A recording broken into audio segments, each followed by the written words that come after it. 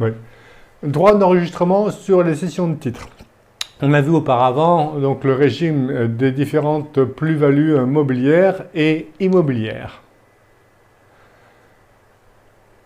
Droit d'enregistrement pour rapport à société, cession de titres et droit de partage. Cession de titres, droit d'enregistrement. Donc voici le plan, enfin le résumé. Apport à société, apport par une personne soumise à l'IR dès lors que c'est un apport pur et simple et non pas un apport à titre onéreux. Un apport onéreux est un apport qui est rémunéré par une contrepartie, notamment par une prise de risque, et non pas rémunéré par des titres sociaux. À ce moment-là, oui, on va avoir des droits d'enregistrement. Et après, on va voir apport par une société IS à une autre société à l'IS. Nous verrons ensuite les ventes de titres, donc cession d'actions 0,1% contre une cession de parts sociales 3% avec un abattement de 23 000 €. Et on voit bien souvent, avant les cessions, une transformation de la SARL en SAS, juste pour écraser les droits d'enregistrement. Donc on sera attentif à chaque fois de motiver les opérations dès lors qu'il y a un avantage fiscal. Pour les cessions de titres de sociétés à prépondérance immobilière, et ce n'est pas la prépondérance immobilière qu'on a vue précédemment qui exonère après 30 ans de détention, c'est une autre définition du 119A du Code général des impôts de la prépondérance immobilière. À ce moment-là, c'est du 5%, quelle que soit d'ailleurs la forme, le régime fiscal. Que ce soit une société à l'IS, société à l'IR, prépondérance immobilière, droit d'enregistrement, ou même une société commerciale, société civile, 5%. Cession de fonds de commerce, clientèle, droit au bail, de 0 à 5%. Et transformation de parts sociales en actions avant cession, un point d'interrogation. Et enfin, le droit de partage, on verra qu'il n'y a qu'un droit de partage en présence d'un acte de partage. On a vu la théorie du partage verbal. Depuis 2019, on a plein d'exonérations d'actes enregistrés, donc d'enregistrement, pour les apports purs et simples. Les apports purs et simples d'un immeuble, fonds de commerce. J'apporte un immeuble à une société, par exemple à l'IR, je n'ai pas le droit d'enregistrement. Voilà. Donc, parfois, d'ailleurs, une exonération sous condition de conservation durant 3 ans. Encore, voici des apports avec le droit fixe de 0. Réduction de capital par annulation, réduction du nominal ou des titres, ou par rachat de la société par ses propres titres. On a vu la fiscalité de la plus-value sur le rachat, lorsqu'il y a une réduction de capital par le rachat par la société de ses propres titres qui suivait en principe le régime des plus-values mobilières. Et encore pour les fusions, prorogation de personnes morales, dissolution de société. Sans partage. Les actes enregistrés au droit fixe, 125 €. Les voici. Cession d'usufruit du titre, une jurisprudence relativement récente, puisque avant, l'administration fiscale appliquait le taux proportionnel, et la jurisprudence estime que l'usufruitier n'a pas la qualité d'associé, donc la cession de l'usufruit de titre n'équivaut pas à une cession de la pleine propriété de titre, et donc c'est le droit d'enregistrement fixe qui s'applique pour les cessions d'usufruit. Apport à société, voici le tableau général. Donc apport par personne d'abord soumise à l'impôt sur le revenu, personne physique, une société civile, par exemple à l'IR, ou une personne morale, pardon. Donc apport pur et simple, dès lors que apport en numéraire, c'est gratuit. Immeuble, droit immobilier, dès lors que la société bénéficiaire de l'apport est à l'IR, c'est gratuit. Et si c'est à l'IS, c'est gratuit si en contrepartie, il y a un engagement de conservation de 3 ans. Si l'immeuble est compris dans l'apport d'une entreprise affectée à l'exercice de l'activité professionnelle, là aussi, si la société bénéficiaire est à l'IS, dès lors qu'il y a un engagement de conserver l'immeuble pendant 3 ans, eh bien, à ce moment-là, on a l'apport, c'est un apport pur et simple, et ici, on a le 125 € de droit fixe. Enfin, les autres apports purs et simples, droits sociaux, sauf immo, matériel, créances, brevets, droits d'enregistrement gratuits. Droits fixes gratuits, exceptions, sont considérés comme des apports à titre onéreux, les apports par des personnes alliées à une société à l'IS, de titres de société à prépondérance immobilière, d'immeubles, de fonds de commerce, clientèle, droit au bail. Et à ce moment-là, on a les droits d'enregistrement proportionnels, à savoir 5% s'il s'agit d'immeubles. Sauf, on l'a vu précédemment, s'il y a un engagement de conservation pendant 3 ans des titres reçus en contrepartie de l'apport. On a affaire également aux droits proportionnels, et non pas fixes de 125 € dans ces situations suivantes.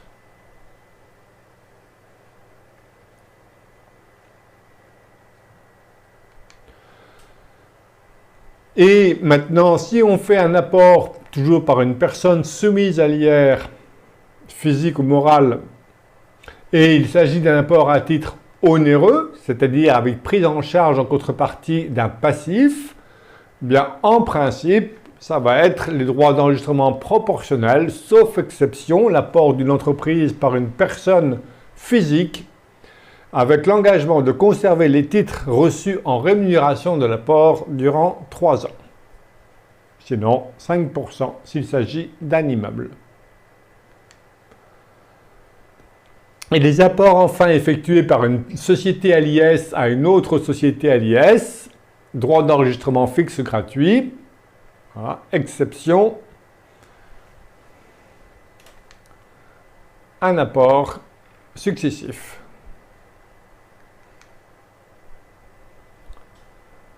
Compétence des droits d'enregistrement, le service des impôts des entreprises.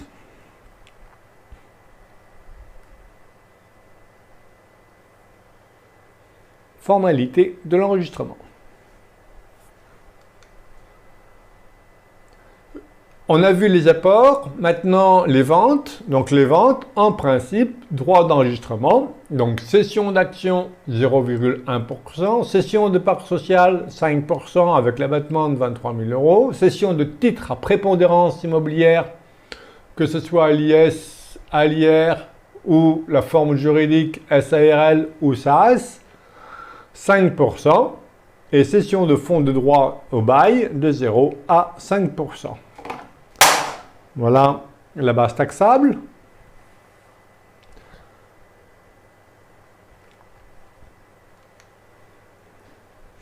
Les références fiscales.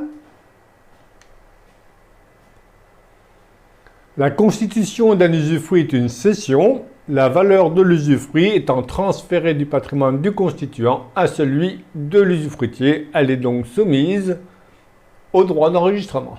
Donc cession d'actions 0,1% voire 5% si elle est à prépondérance immobilière.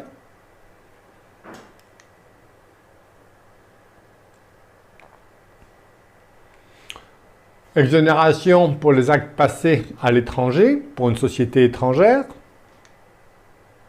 Cession d'actions non cotées, 0,1%.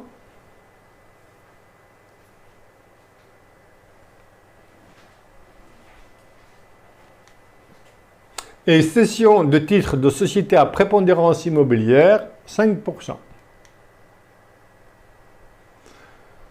Voilà l'assiette des droits d'enregistrement.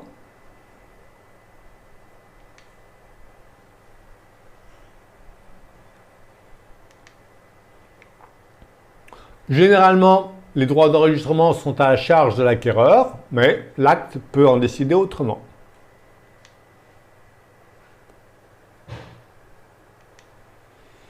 Cession de parts sociales, 3% avec un abattement de 5%, pardon, de 23 000 euros, je reprends. Droit d'enregistrement de 3% avec l'abattement de 23 000 euros et on a un exemple qui suit. Ou alors, si la société toujours est à prépondérance immobilière, 5%. Et voici un calcul proportionnel sur le nombre de parts cédées sur le nombre total de parts de la société. S'il y a une vente en pleine propriété, que ce soit les actions ou parts sociales, notamment aux salariés ou aux membres du cercle familial, eh bien, on a un abattement qui a été porté récemment de 300 000 à 500 000 euros sur les droits d'enregistrement qui va s'appliquer essentiellement pour la reprise de l'entreprise à un salarié.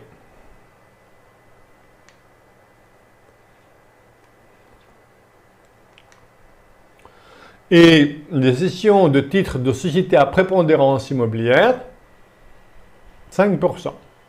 Donc voilà le droit d'enregistrement, c'est l'article 726.1 du Code général des impôts. Et voilà, c'est une différence avec le 150 UB du Code général des impôts pour les cessions de titres de société à prépondérance immobilière à l'IR.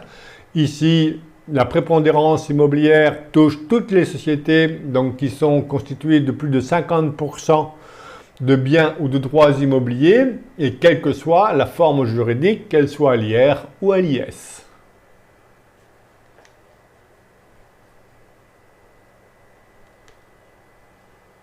Je passe sur les jurisprudences concernant les immeubles destinés à l'exploitation pour le calcul de la prépondérance immobilière.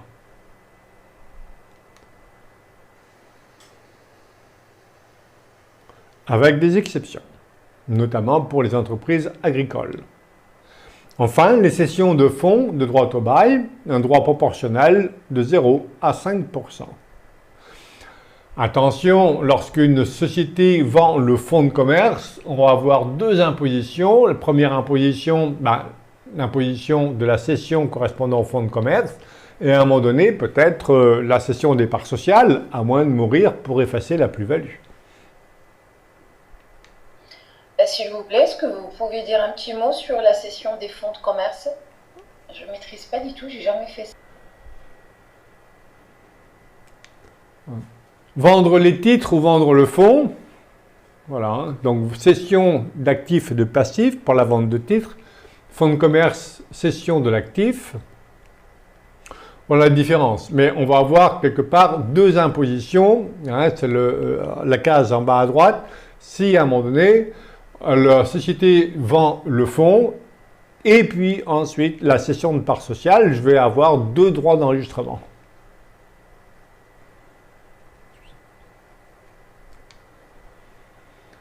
Transformation de parts sociales en actions juste avant la cession, y a-t-il abus de droit fiscal? En principe, la réponse est toujours la même. Non, on éloigne le risque de l'abus de droit fiscal dès lors qu'il y a une motivation économique. Donc, toujours motiver les opérations. Mais sinon, oui, ça devient systématique, hein, la transformation de parts sociales en SAS juste avant la vente. Motiver l'opération.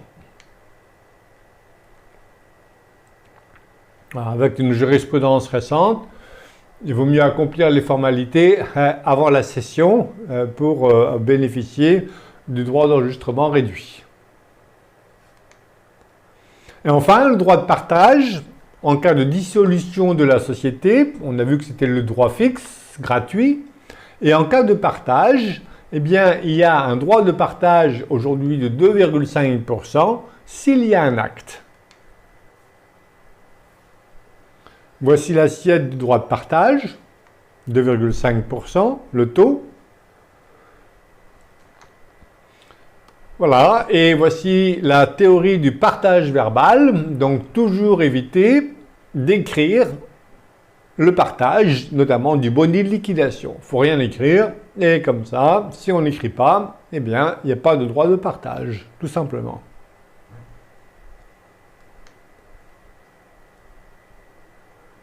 Voici l'assiette.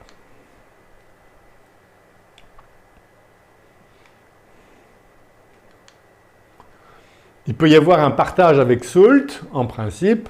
On aura l'impôt sur la plus-value qui est constaté sur le montant de la Soult, sauf exception, que voici.